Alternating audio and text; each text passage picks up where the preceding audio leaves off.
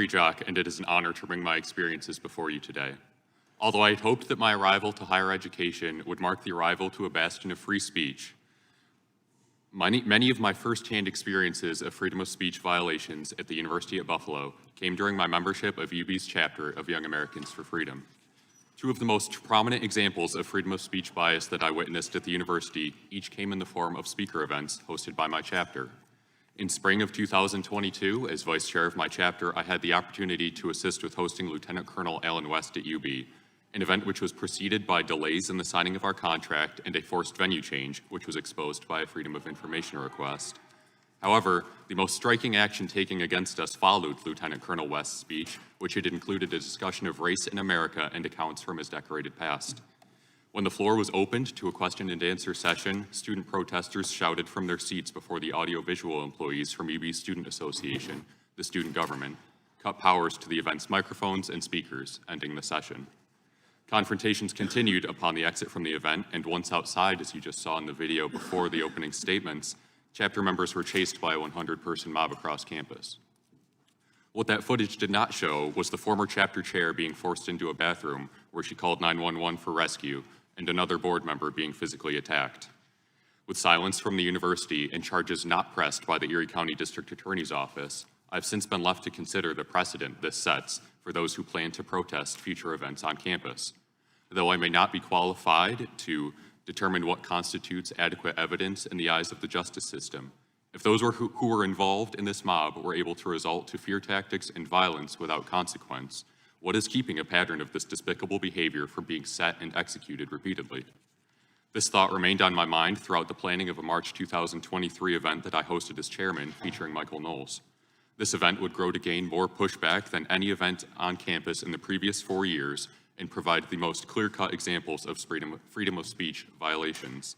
This pushback included delays in contract signing from UB Student Association that deviated far from their outlined standard course of action, condemnation of the event by a local New York State senator and multiple Western New York-based organizations, a circulated petition constructed by 3 university professors calling for the cancellation of the lecture, which gained thousands of student signatures, a forced venue change orchestrated not only by university administration this time, but voted on by a SUNY council, a multitude of threats and torn literature, and even a tweet from Governor Kathy Hochul on the day of the event calling comments from Michael dehumanizing.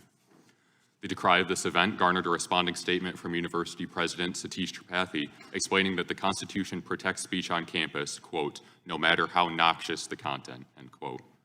Based on the actions taken by faculty and the rhetoric used by Tripathi, I cannot name more clear examples of evidence that demonstrate the case of a university concerned only with following the letter of the law rather than uplifting conservative values to a level equivalent with the values of the left, which are often celebrated in the university's own Distinguished Speaker Series. Unfortunately, this was forced to extend into a federal lawsuit with representation by Alliance Defending Freedom once our YAF chapter was banned from campus as the result of a new national affiliation ban by the student government. Though I graduated in the previous spring semester and am no longer able to engage in discourse with opposing students, I am fortunate to still have friends on campus, including current YAF board members who can. Something that has particularly concerned me recently, both on campus and off, is the outward support for Hamas under the guise of support for Palestinian civilians. I will not generalize entire groups. However, an unsettling number of students who appeared both in a 300-person pro-Palestine march on campus as well as a protest against a pro-Israel speaker did not solely speak out in support of Palestinian civilians. Rather, these students stated their support for Hamas directly. I would like to be clear. Regardless of background, I do not wish for civilian death. Support for Hamas is not support for Palestinian civilians. It is the opposite. Support for Hamas is support for a terrorist organization, and this must not be misconstrued. Regardless of what side of the political aisle you reside on, it should be common ground that no student deserves to be threatened, mistreated, or silenced on campus due to their personal beliefs. Conservative students currently face a relentless uphill battle for representation on campus, and though we may seek support from outside groups and legislators such as yourselves, we will not accept the label of victims. Standing up for your beliefs will never be a waste of time, and as Americans, we hold this in our hearts. I thank you for your time. Thank you. Ms. Jordan, you are recognized.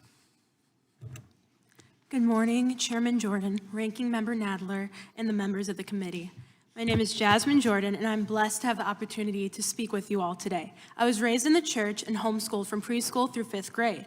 Both of these were crucial in shaping my early upbringing and my worldview. They gave me the strong foundation of moral beliefs and values that the Constitution was founded on. Lessons like iron sharpens iron, be a leader, not a follower, and so help me God are ingrained into every aspect of my character. As I progressed through the public school environment, this strong moral compass guided me throughout my journey, and I carried it with me to college. In spring 2022, I joined Iowa Young Americans for Freedom when I discovered that this organization aligned with the Christian conservative values instilled in me by my church and family. The more involved I became in the club, the more I discovered that the playing field for freedom of speech on college campuses was not equalized. The first time I noticed this was when Iowa YAF hosted Kellyanne Conway as a speaker. In response, I was doxxed in a group chat of over 800 students and was falsely labeled as a Nazi, a token, a white supremacist, and a bigot. Some individuals even expressed that I made them uncomfortable and feared that I might commit a hate crime against them, simply because I am Black and hold conservative principles.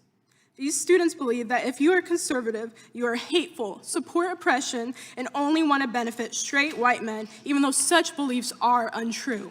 When we hosted Lieutenant Colonel Allen West speak on campus last year, he spoke on the topic of debunking diversity, equity, inclusion, and proved that America is not racist.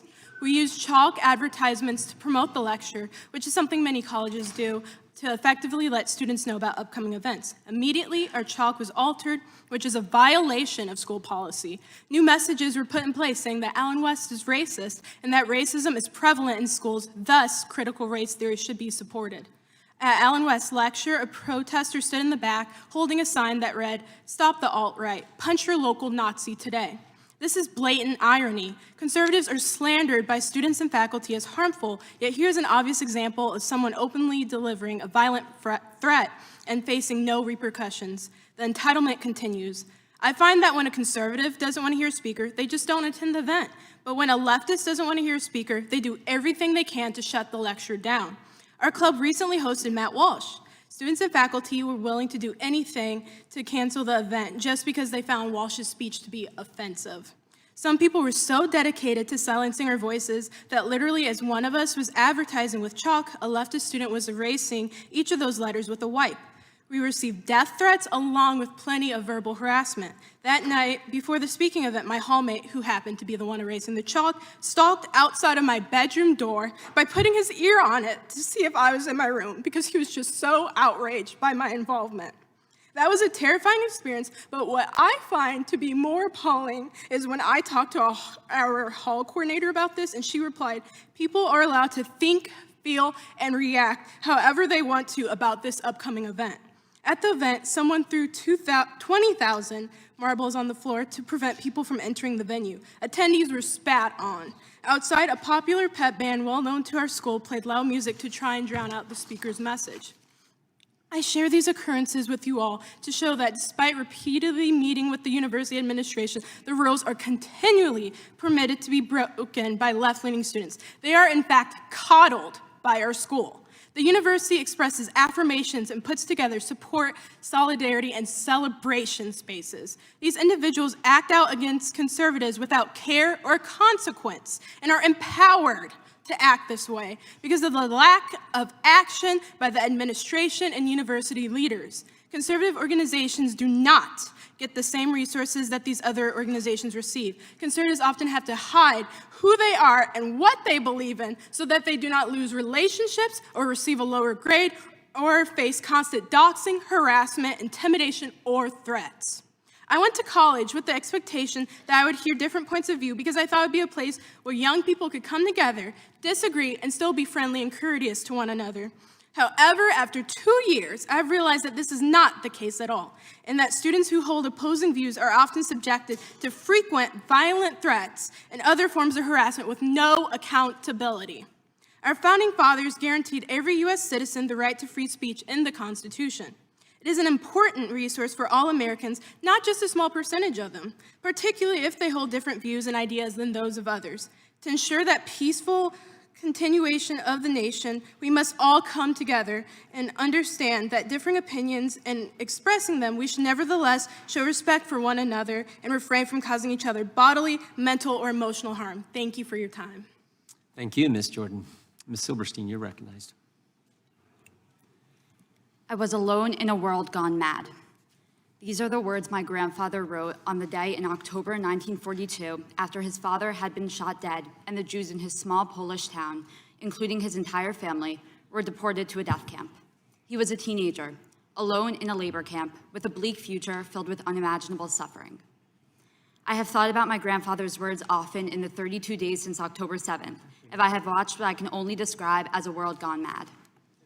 I have seen and heard things on and around Cornell's campus that just over a month ago, I could not have imagined. Cornell professor Russell Rickford publicly justified and celebrated barbaric acts of terror as exhilarating and energizing, describing the torture, rape, and murder of innocent women and children as resistance. I see classmates perpetuating age-old anti-Semitic tropes on social media. I walk across a campus defaced with anti-Israel signage and graffiti, seeing phrases such as F Israel and Zionism equals genocide. Anti-Zionism and anti-Semitism are inextricably linked.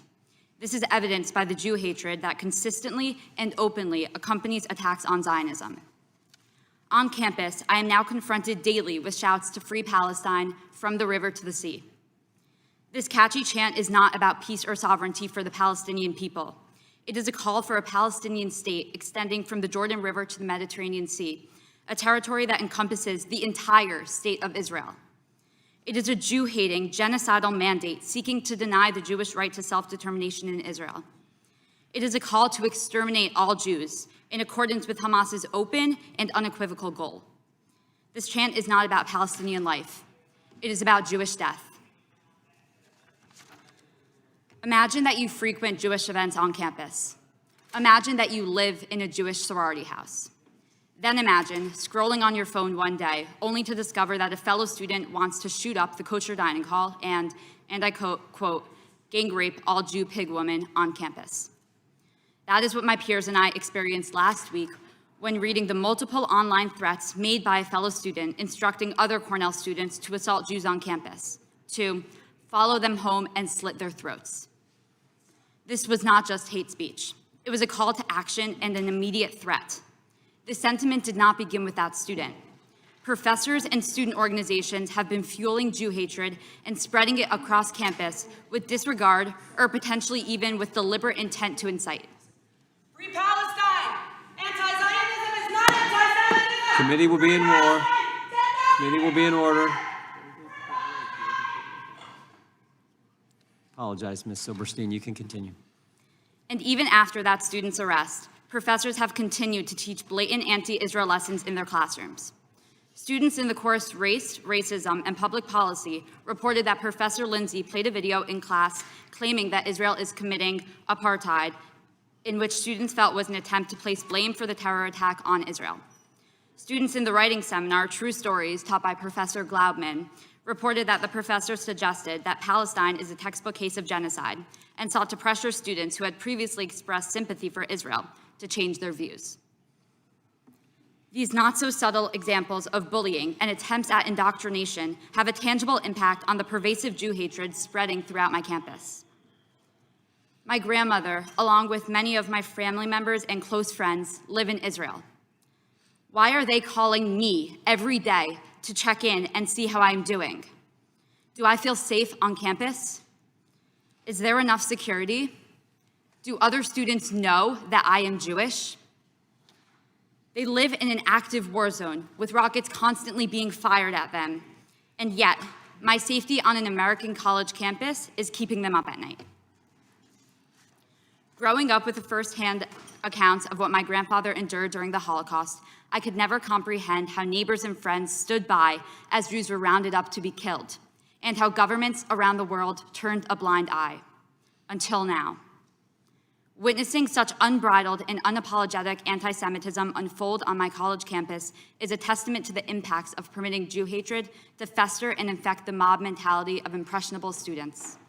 It is shocking that college campuses have devolved into echo chambers, fostering animosity, aggression, and bigotry, a shift that is painfully reminiscent of the vitriol and terror that my grandfather endured in the 1930s. Anti-Semitism can no longer be hidden under the guise of anti-Zionism. Disseminating lies about Israel is an effort to validate violence against Jews.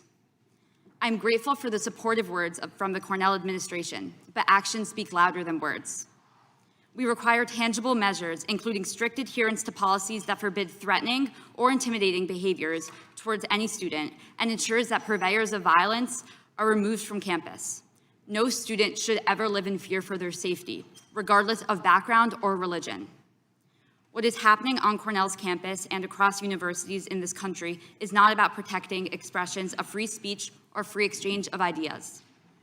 It is about enabling and even promoting intimidation and the threat of harm to Jewish students and supporters of Israel. It is imperative that decisive action is taken to ensure the collective safety of students. Thank you for your time today. Thank you, Ms. Silberstein, and thank you for your courage. Mr. Marcus, you're recognized for 5 minutes. Chairman Jordan, Ranking Member Nadler, distinguished members. Make sure you get the mic. Make sure your mic's on there. Chairman Jordan. There you go. Thank you. Ranking Member Nadler, distinguished members, friends, brave students. Thank you for conducting this important hearing today. I am chairman of the Louis D. Brandeis Center for Human Rights Under Law and former head of the U.S. Department of Education's Office for Civil Rights. At the Louis D. Brandeis Center, we fight anti-Semitism on college campuses, and I appreciate the kind words from both the chairman and ranking member about the work that we're doing, more work than ever before. I would have said, if this were October 6th, that we have never seen more anti-Semitism on college campuses than we were seeing on October 6th. Our staff was stretched. We were getting more complaints on a daily basis than ever before, and by far. We look back with nostalgia at those days because in a week since October 7, we're hearing from more students than we would in a month or more before October 6th. Incidents have gone through the roof. Let's think about that. We're talking about a situation in which there was mass murder of civilians, organized rape, torture, and desecration of corpses. And the immediate reaction on many, many college campuses was for student organizations to go out and celebrate the murders, the rapes, the torture. For so many students that we work with, and you may get a sense of this from the brave words that you've heard today from these students, what they're facing is an extraordinary shock and the difficulty of realizing that the masks are down and the students who they thought were their friends are celebrating murders of people just like them. This is partly about... Committee will be in order. Anti-Semitism is not anti-Zionism. We are not against people who are against the Israeli state. This is an issue of speech, and it's also an issue of civil rights. Again and again, we are seeing Jewish college students who are being prevented from expressing not only their viewpoints, but an integral part of their identity. For many Jewish Americans, not all, but for many Jewish Americans, Zionism, a commitment to the Jewish state of Israel, is an important part of their identity. And so when they are excluded as Zionists, they feel this as exclusion as Jews. A rule against Zionists is a rule against Jews. Even before October 7, we were finding that large numbers of college students, including strongly self-identified Jewish college students, such as people who were living in Jewish fraternities and sororities, were unwilling on a consistent basis to express their Jewish identity. Majorities were saying that they sometimes felt it necessary to conceal their Jewish identity, including in particular their support for the state of Israel. In many cases, we saw this not just as toxic, hostile environments, but as specific actions to exclude Jewish students who have that as a part of their identity. For instance, at Tufts and the University of Southern California, clients of the Brandeis Center were members of student government facing organized efforts to exclude them, to throw them out of student government because, as Jews, they support the state of Israel. Similarly, this is difficult, but I have to say, at SUNY New Paltz, We had 2 clients who were thrown out of a sexual assault survivors group because Zionism was an important part of their identity. At the University of Vermont, similar issues, as well as a book club in which one could not participate if one was a Zionist. Here we found viewpoint discrimination, but not just viewpoint discrimination. That is to say, people were shunned, marginalized, and excluded, not just because of their political views, but because who they are and what their identity is as Jews. At my own alma mater, the University of California at Berkeley School of Law, many student organizations, including law reviews, have adopted rules, including bylaws and changes to their constitutions, that prevent anyone from speaking to their groups who is a Zionist or a supporter of the State of Israel. And let me be clear, they were prevented from speaking and are, to this day, prevented from speaking on any topic. This was not just a statement that if your viewpoint disagrees with us, we don't want to hear you. This was, if you are a Zionist, we don't want to hear you on any topic. If you are a feminist legal scholar, we don't want to hear you on feminist legal issues if you are a supporter of Israel, which is to say, most Jewish Americans would not be able to speak to these groups because of their identity as Jews. Since October 7th, this has skyrocketed. We are hearing continually of Jewish students being assaulted, Jewish property being vandalized, Jewish students being harassed in any number of different ways, not just on a few college campuses that one might describe as hotspots, but at so many colleges and universities that one cannot identify any places that are safe. A few quick suggestions, if I may. First, the Department of Education should have the same tools to protect students' free speech that it has to protect the very important issues of anti-discrimination. Second, a coordinator within the department to protect free speech. Third, the Department of Education has committed to issue a regulation implementing the Executive Order on Combating Anti-Semitism and has set a deadline of next month. Be nice to ask them if they're going to do it. And finally, the Anti-Semitism Awareness Act would provide for the Department of Education a codified definition of anti-Semitism similar to what's used around the world and has been embraced by this administration. I would suggest that action needs to be taken, and I commend you for this opportunity. Thank you, Mr. Marcus. Dr. Nadel, you're recognized for 5 minutes. Thank you. Hit that. Pull it close. Is the light on? No, there. Let's There try you go. that. There you Sorry. Thanks. Thank you, Chairman Jordan, Ranking Member Nadler, and the distinguished members of this committee for inviting me to testify today. Committee will be in order. I am Pamela Nadel, a professor of history at American University, and I am writing a book called Anti-Semitism, An American Tradition, under contract with W.W. Norton. And I am a recipient of a National Endowment for the Humanities Public Scholars Award to write this book. And I am delighted to be able to thank the Congress for supporting the National Endowment for the Humanities, for supporting work that teaches us about the history of our nation, and for this prestigious award. Anti-Semitic behavior that we're seeing right now on college campuses, as we have heard so brilliantly from the students and also from Mr. Marcus, this anti-Semitism is part of anti-Semitism that is raging across the United States. The last time that I testified before this committee in 2017 was in November of 2017, just after, 3 months after, the white nationalists at the rally, the Unite the Right rally in Charlottesville, Virginia, marched across the University of Virginia campus, brandishing tiki torches, and they were deliberately imitating the Nazi stormtrooper parades of the 1930s. During that hearing, I was opposed to Congress legislating any definition about anti-Semitism, and I remain opposed now because the definition keeps changing. It keeps morphing and changing over time. What I can do is I can give you some of the themes that are ensconced in the word anti-Semitism. Anti-Semites blame Jews for the death of Jesus and believe that the Jewish people across eternity should be punished for that crime. Anti-Semites believe that Jews have been corrupted by money since Judas sold Jesus out for 30 pieces of silver. And what they've done since then is they have used different code names over time. Shylock, Rothschild, and now George Soros to signify avaricious Jews. Anti-Semites believe that Jews' primary loyalty is to their people around the world and not to the nations that they live in. That conspiracy theory gained traction in the United States when Henry Ford published in the Dearborn Independent over 91 weeks a series called The International Jew, the World's Foremost Problem. Today, that charge that Jews are internationalists goes under a different code word, globalist. Across American history, the people from all walks of life have conveyed these anti-Semitic ideas.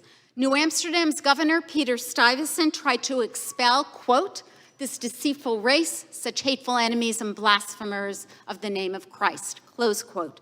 The future president, John Quincy Adams, wrote, quote, the Jews would steal your eyes out of your head if they possibly could, close quote. Congressman Albert Johnson, a chief architect of the 1924 law establishing immigration quotas, told a Jewish reporter, quote, if the Jewish people combine to defeat the immigration bill as reported by the committee, their children will regret it, close quote. That was the past. What about today? We are just 5 months out from the massacre at the Tree of Life Synagogue, and I could give you so many other examples. As for the campus, anti-Zionism, meaning opposition to Israel's policies, absolutely crosses the line into anti-Semitism when it leads to discrimination, violence, harassment, intimidation, and bullying, as we have heard from the students today. The barbarity of the Hamas invasion, the torture, the rapes, the murders, and the taking of more than 200 hostages adds a terrible new chapter to Jewish history. Anyone who claims to care about human rights should denounce these horrors that so many students on college campuses not only did not, but that they claimed that the savagery was justified. It has caused not just students on campus, it has caused Jews around the world deep anguish. What happened on October 7th was not anti-Zionism, it was anti-Semitism.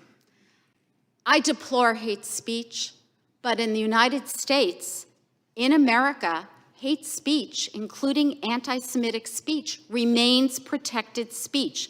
For that speech stands at the core of liberal arts education, an education which I believe every single member of this committee benefited from when you were students at some of the nation's elite colleges and universities and the fine public colleges and universities that our country has. The value of free speech does not permit discrimination, bias, threats, or violence in any form, including on the campus. When these occur, our institutions of higher education have mechanisms for dealing with them.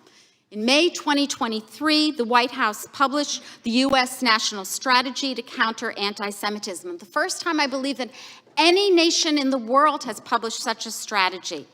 It talks about how to use Title VI to deal with problems of anti-Semitism on campus.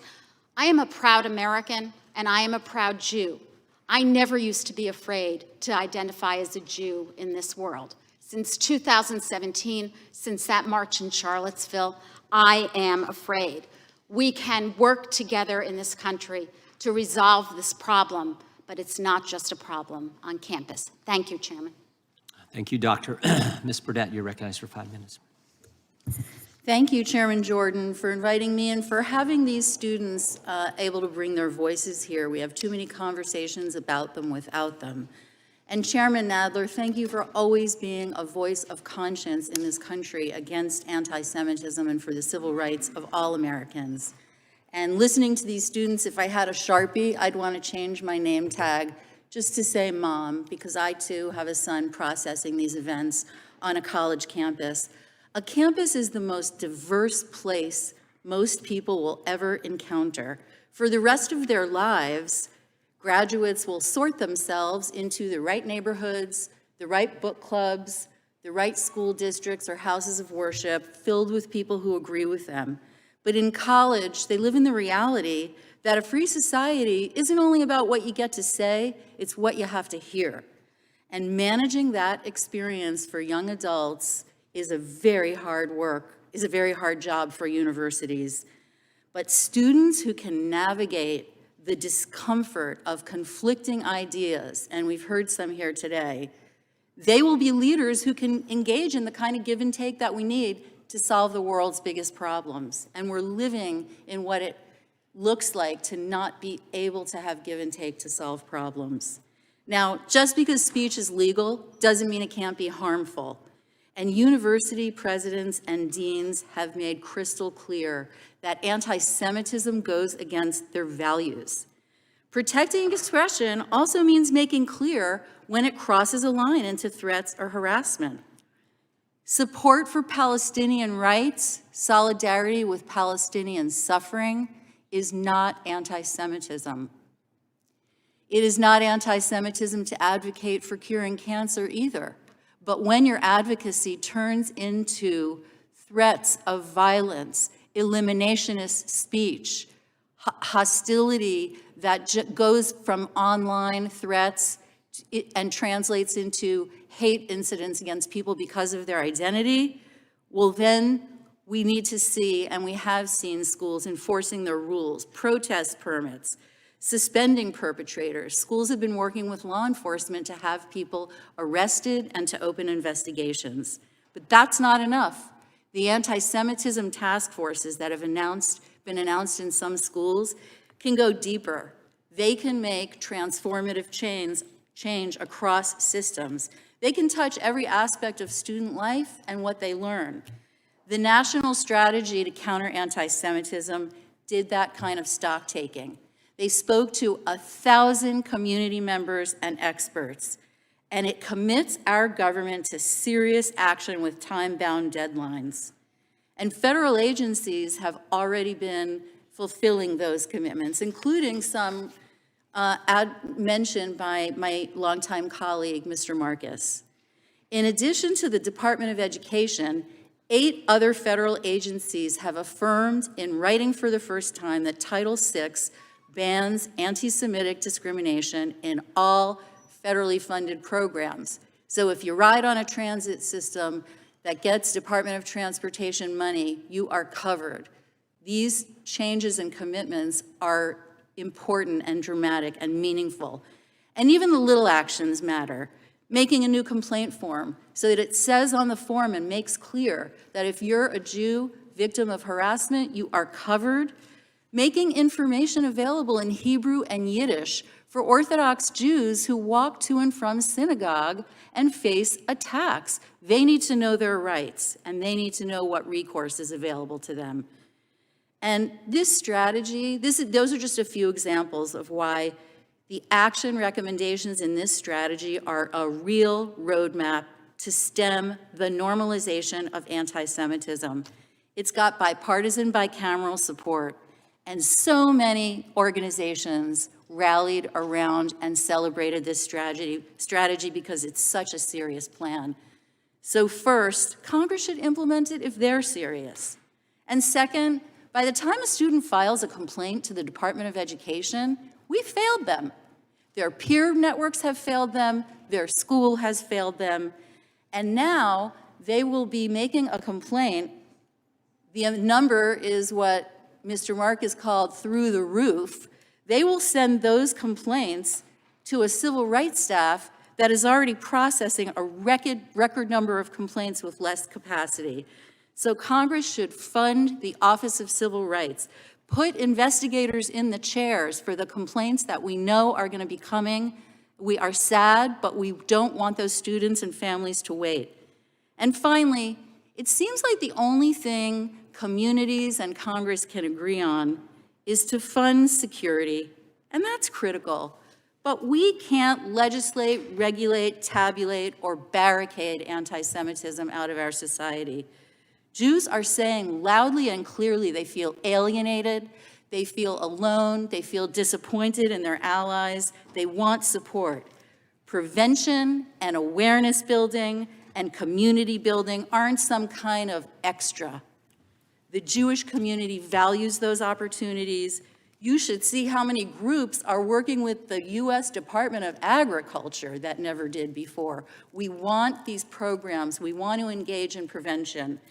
And the Department of Justice, Civil Rights, Community Relations Service, and those programs that we sometimes think of as an afterthought, they are essential to prevent these incidents before they escalate. Jews are a small minority in this country, and we are targeted so disproportionately by hate violence. That was true before October 7th. It was true 10 years ago. We don't have the luxury right now to be partisans of anything but our safety. And right now, the national strategy is the best blueprint for action I have seen in 30 years of writing blueprints for action. The clock is ticking for us and for Jewish students. So the question isn't whether, but how quickly is Congress going to fund and implement it? Thank you very much. Thank you, Ms. Burdett. We will now proceed under the 5-minute rule with questions. The chair recognizes the gentleman from California, Mr. Issa, for 5 minutes. Thank you, Mr. Chairman. The testimony today obviously is concerning. I want to touch on a few points and then ask a couple of short questions. I wish I had more time. I grew up in a Jewish neighborhood. I grew up at a time in which there were wars between Arabs and Jews in the region. Those wars have ended. When this war began, I was in Bahrain, a country that has signed diplomatic relations with Israel. They didn't do it because the Palestinians were being treated well or ill-treated. They did it because, in fact, Israel is a partner they wanted to have against Iran. I'm going to say here today, and the protesters who have all been escorted out probably don't understand, but they are playing into the hands of Iran. They are playing into the hands of the last major nation to be not just anti-Semitic, but wanting to destroy the state of Israel, and doing it in no small part by funding activities around places, including college campuses. So I'm going to agree partially with Ms. Burdett. Yes, we need to fully fund, but we need to fully fund investigations into the funding that goes to anti-Semitism, into a pattern that we see here today. I want to say to all of you who, both Young Americans for Freedom and non-YAF members, thank you for standing up to be conservatives on campus and taking it. But particularly to Ms. Cyberstein, I have a question for you. You know the history of the Holocaust. You know that before that terrible time and the mass murders, in fact, Jews had ducked their heads. They had been forced to reduce or deny who they were. Do you see that as a young Jew? Do you see that as a pattern that today we are at risk if we don't use the full power of civil rights to protect the right of people to have their religion, be proud of it, and be proud of all that goes with it?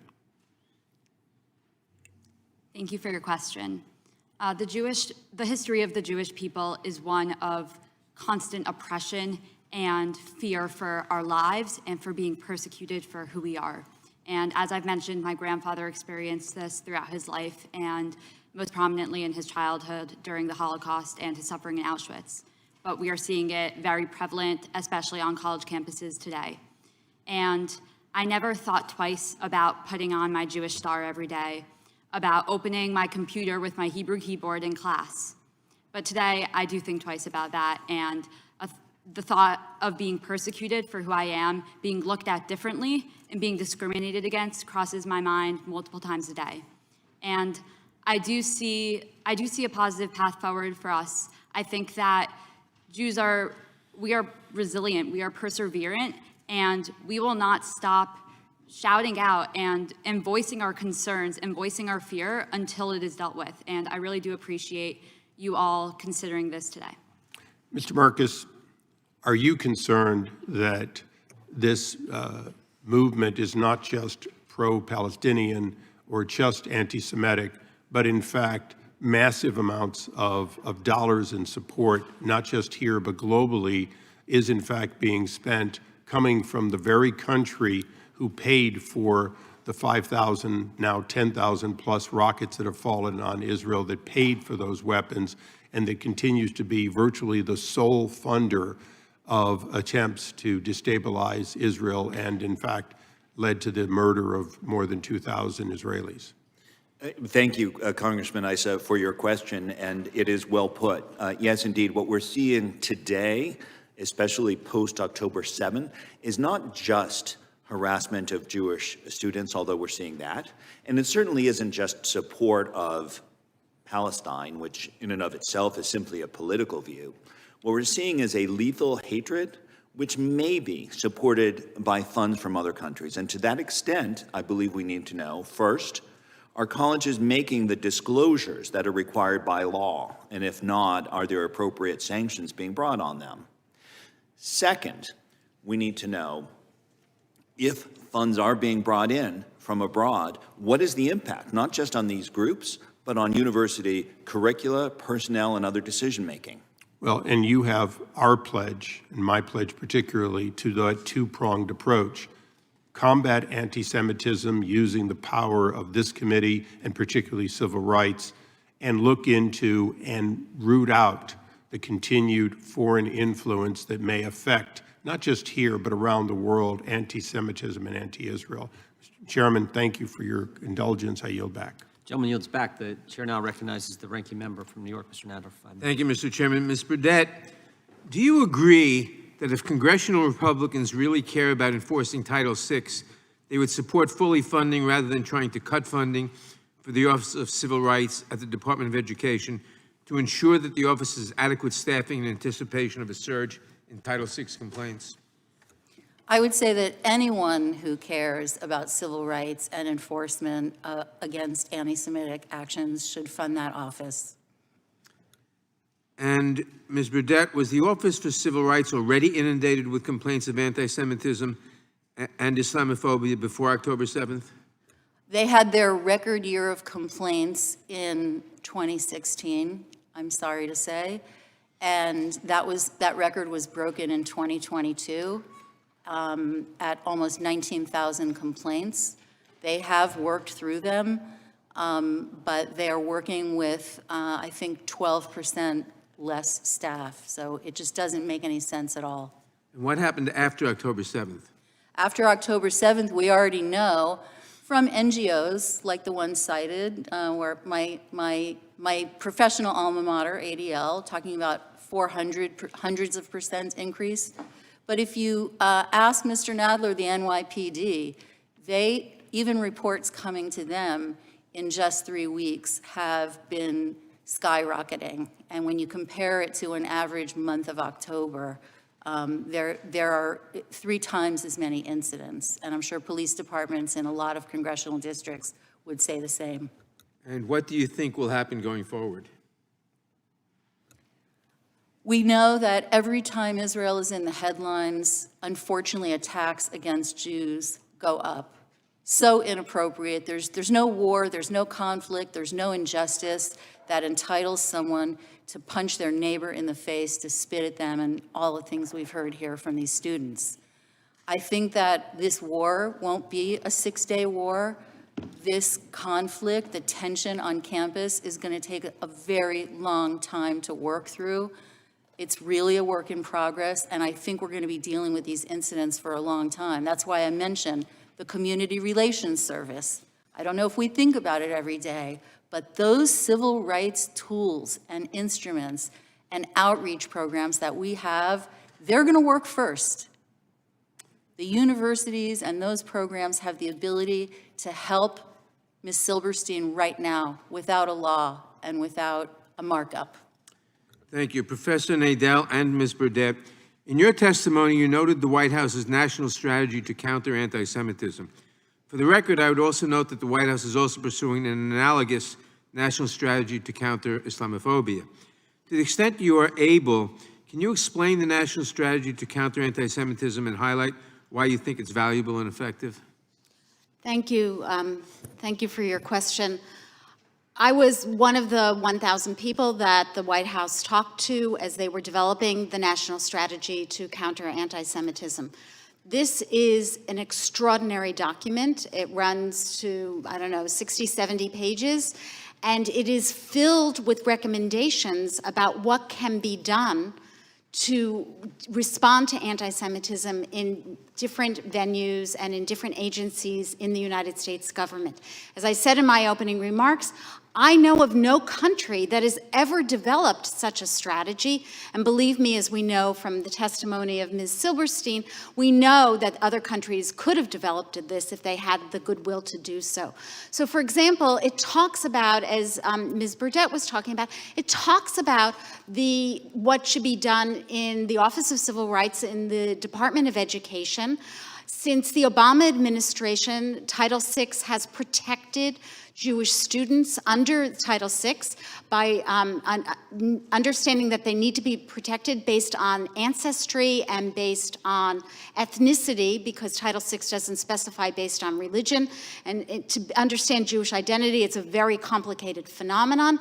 So there are these kinds of measures there. But what I'm hearing from Ms. Burdett, and I'm not an expert on funding in the government, is that it's not been sufficiently funded. And what is very clear, both from Ms. Burdett's testimony and from Mr. Marcus's testimony, is that it's going to need more support than ever before. Thank you. Thank you. Let me just say to Ms. Jordan and Mr. Ogritziak, I hope I haven't mispronounced your name, as a very proud left-wing liberal, I hold no truck with trying to silence conservative voices or any other voices. And on college campuses or anywhere else, freedom of speech is a fundamental value. And I would just say that this is not new. When I was an undergraduate at Columbia, I was shouted down by an organization called the Students for Democratic Society because I was not left-wing enough in their opinion. This is something that is an ongoing fight, and in a liberal society, we must conduct it. And I'm sorry for your experience. Oh, and I ask unanimous consent to include the following items in the record. Written testimony of Jonathan Greenblatt, CEO and National Director of the Anti-Defamation League. A letter dated November 6, 2023 from Secretary of Education Miguel Cardona to Speaker Mike Johnson outlining the Department of Education's efforts to combat anti-Semitism and Islamophobia on college campuses. An op-ed piece in the New York Times dated October 30th, 2023, co-authored by the deans of the Princeton School of Public and International Affairs and the Columbia School of International and Public Affairs, and an article from Inside Higher Education titled, House Republicans Plan to Cut Education Department's Budget, noting that Republican appropriators want to cut about 25% from the department's Office for Civil Rights. That was a long title. Without objection, so ordered. We now recognize Thank you, Mr. Chairman. The gentleman from Colorado for his 5 minutes. Thank you, Mr. Chairman. Mr. Marcus, I want to visit with you for a few minutes, I guess, about an issue. I feel like we're talking about college campuses right now, and we really should be talking at a much younger age and how to deal with this problem. By the time students get to college campuses, they have certain views and oftentimes ingrained that are then reinforced by other students. Would you advocate for some type of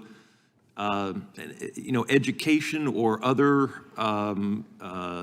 awareness for younger adults in our K through 12 system? Isn't our K through 12 system really letting down the concept that we have in America for free speech, but also for responsible free speech, for speech that doesn't include hate? Congressman, I would like to be able to tell you that you don't need to worry that this is just a campus problem, but the fact is that it is not. K-12 is important not only because of the attitudes that students develop and bring to college, but also because there are increasing issues that we see currently in public elementary and secondary school. including any number of different forms of discrimination. We see that especially in certain schools, especially on the West Coast, that have a particular form of ethnic studies, which unfortunately has involved some degree of anti-Semitic stereotypes and defamations. There are things that educators can do to address this. Certainly there are more school districts that are incorporating Holocaust education into their programming. But what studies are showing is that Holocaust education isn't necessarily sufficient, and that it's better to have also education into the ways in which anti-Semitism manifests itself today. So that sort of programming is important, but more than that, I do think we need to have more attention than we have been about the increasing problem of anti-Semitism also in K-12 schools. You mentioned funding from other countries. Do you have any direct evidence of funding from other countries? Because I honestly believe that it goes on in a lot of different areas. One of the great things about America is we're open, and one of the great vulnerabilities we have is that we're open, and social media is being used to manipulate us in a lot of different ways. Do you have any evidence that Iran or any other foreign country is using our social media in this country to promote anti-Semitism? During the Trump administration, the Department of Education revealed various kinds of evidence that there were not just significant contributions coming from the Gulf states and elsewhere in the world, but also contributions that were not disclosed as required by law. And these are to colleges and universities. And I believe there was also a effort by the Chinese Communist Party to establish groups on campuses, the Confucius Center, I think they were often called. That's right. But if I may, Congressman, the problem is also going the other way around, which is to say the increasing perception that there may be support from college campuses for terrorism abroad, not just money coming one way, but support coming the other. You're not suggesting that colleges are supporting terrorism abroad, but students or professors on college campuses are supporting terrorism? There are student groups who have indicated that they are not just in favor of the same issues as Hamas, but that they are part of that movement. And there is a point at which, under federal terrorism law, that promoting the program and agenda and ideas of a U.S. State Department designated terrorist organization may constitute material support for terrorism. So where do we draw the line between speech and where it crosses the line? The Supreme Court has made clear that anything that encourages violence, and I'm not using the technical words, but crosses the line. But is anti-Semitic speech by itself violative of the First Amendment? In the case of support for terrorism, of course, under the Absolutely, absolutely. But I'm just suggesting we have hateful speech all around, and it's offensive, and frankly, I want to be the first, and as all my colleagues on this committee are, to condemn anti-Semitism and Islamophobia and racism and anti-Christian speech. It's terrible, it's hateful, it shouldn't be in this marketplace of ideas that we have. But is it, without threats of violence, is that speech violative of the First Amendment? So what I would say to you, Congressman, is that the Supreme Court has properly been protective of a wide range of speech, including much speech that we would describe as hate speech. However, what we are seeing over and over again on college campuses is that where you see intense anti-Jewish hate speech, you will almost always also find hateful conduct. Hateful conduct, not just words, it can be assault, it could be exclusion.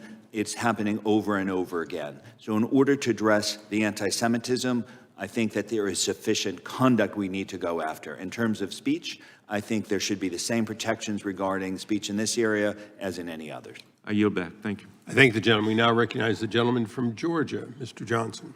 Thank you, Mr. Chairman. The chairman, when he showed his video this morning, we witnessed in that video someone asking the question, is free speech dead on campus?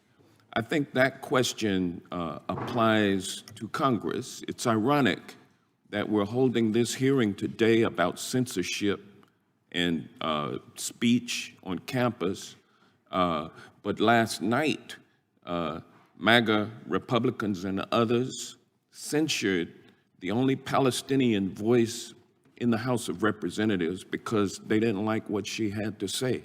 She didn't threaten anybody. She did not advocate for violence.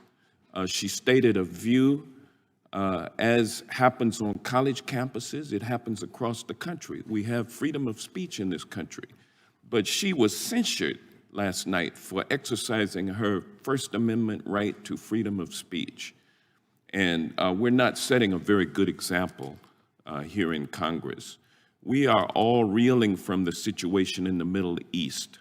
Passions are running high throughout the country, but they are especially intense on college campuses. Every student, including students of Jewish, Israeli, Muslim, or Arab backgrounds, deserves a safe college learning environment free from threats of violence and discrimination. It should go without saying that threatening violence against people because of who they are is illegal and never acceptable. The Department of Education's Office of Civil Rights is primarily responsible for combating anti-Semitism, Islamophobia, and other forms of discrimination in higher education. The Office of Civil Rights has already seen a dramatic rise in Title VI discrimination claims in the wake of the October 7th attack by Hamas. But the Office of Civil Rights needs sufficient funding to carry out its civil rights enforcement mission. President Biden's budget requested a 27% increase in funding for the DOE's Office of Civil Rights, but MAGA Republicans are pushing to slash its budget. MAGA Republicans need to stop playing political games with Jewish lives, with Muslim lives, and all students' lives by giving the Department of Education the money that it needs to keep students safe. Professor Nadel, what lessons can we draw from the long history of anti-Semitism, and what do you think criticism of the government of Israel, or let me ask it this way, do you think that criticism of the government of Israel is always anti-Semitic, or does it depend on context and how such criticism is expressed? Thank you for your question. As a historian, I think everything depends on context. I think we always need to think more broadly. It's very clear that criticism of the government of Israel is not ipso facto anti-Semitic. If it were, hundreds of thousands of Israelis who he had watched in the past months turning out to throng the streets of Tel Aviv and of every city and hamlet in Israel would have been seen as anti-Semitic. So criticism of the government's policies is not by itself anti-Semitic. However, what is anti-Semitic is to deny the Jews the right of self-determination, a right that is internationally protected, and to call for the destruction of the state of Israel. So there's no question about that. What we know from the long history of anti-Semitism is we know that Jews live with memories of hate against their people that go back to ancient times, and that they live with the fear or with the sense that they may encounter it in their lifetimes, and that they are afraid that it will continue forever.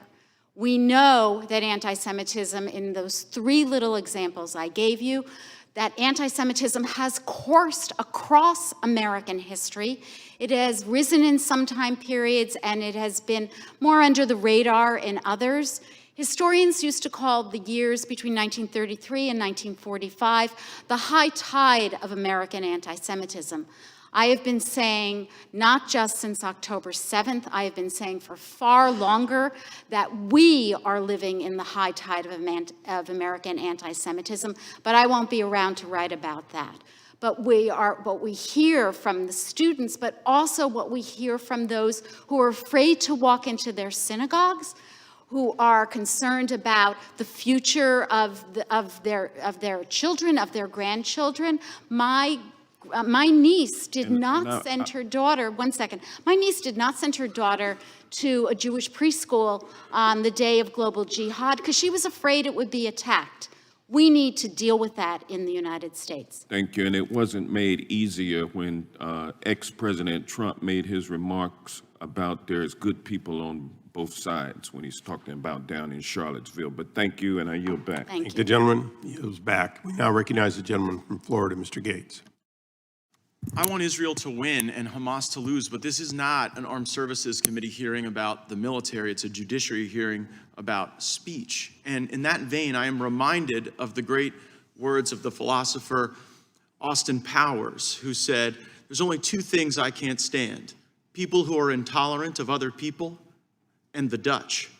And a similar tension seems to be on display today, because on one side of the witness table, we have people saying, we have speech that we would like to have vindicated, and we're under this tremendous pressure from these entities that offer a heckler's veto of what we're trying to get out. And then on the other side of the table, you have people saying, well, there's speech we really don't like that's anti-Semitic and problematic, and we got to figure out ways to root it out. There is an inherent tension in having that discussion on those terms, and increasingly it feels as though if we like speech, then any effort to constrain that speech is really problematic and the committee needs to explore it. And if we don't like speech, we're increasingly censoring it on the House floor. We're increasingly confronting it on pretty negative terms. So I guess I want to just go through some of the statements some of our witnesses made. So Mr. Marcus, a celebration of what happened on October 7th, let me disclaim, is offensive, horrid, but is it constitutionally protected speech? Thank you, Congressman. It may be, but it depends, and I'll give you an example. Okay. If you say, I'm going to celebrate Hamas, and then you celebrate them by giving a big talk, doing a little dance, that can be deeply offensive and protected. Right. But if you say, I celebrate Hamas, I am part of Hamas, their mission is my mission, and I will do what I can to advance them.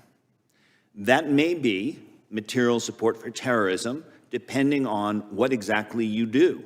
No, I think that's right, but what you focused on there is the conduct. I think that was a really good explanation and parsing of it, because speech is different than conduct. When someone says, I associate with this known terrorist movement, then that association has more sort of a conduct flavor than someone saying, I think what happened on October 7th was good, right? So I think that's right, Congressman, but with one caveat from the law interpreting the Terrorism Act, which is the following. Material support doesn't need to be dollars. It could be guns. It doesn't need to be guns. It could be pens. And it can be the sort of PR activity that could be done by a commercial firm. Man, see, that's the thing. PR activity sounds a lot like people talking. And so I just think we have to be careful with that. But I do want to move on, because I think it was Dr. Nadell. Is it possible to criticize George Soros without being anti-Semitic? I don't know all the tropes that people use to associate with George Soros, but when they talk about No. Not when they talk about something else. Is criticism against George Soros ever not anti-Semitic? That's the question. Ms. Burdett has offered to answer that. No, but you mentioned Mr. Soros. I want you to answer. There's no phone a friend here in the Judiciary Committee. What has happened in the United States is that we use different code words. Right, no, I'm not, that's not the question. No, wait, I'm answering your question. Okay. We use different code words to disguise anti-Semitism. And so Soros has become the code word that replaced Rothschild. But is it possible to criticize him without being anti-Semitic? Yes or no? I don't know the context. I'm not going to talk without knowing no context. That is just an astonishing thing. And similarly, you said any critique of globalism is anti-Semitic. Now that really is an Austin Powers. No, what I said was that the word globalist, I didn't say any critique of globalism. What I said was the word globalist had become the new code word but it's not, for the internationalist code word from the previous period. But it's, you ascribe that motive. See, when I criticize globalism, I'm often criticizing the UN which then in turn goes around and criticizes Israel. So if critiquing a globalist entity that criticizes Israel is anti-Semitic. So why use the word globalist instead of the UN? Well, because the UN's goals are to have a global order over things that deprive countries of their sovereignty. One of those countries is Israel.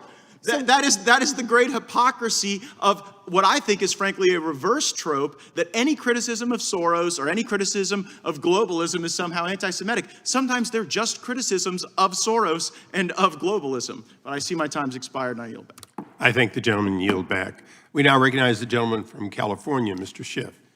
Thank you, Mr. Chairman. Thank you all for being here to testify.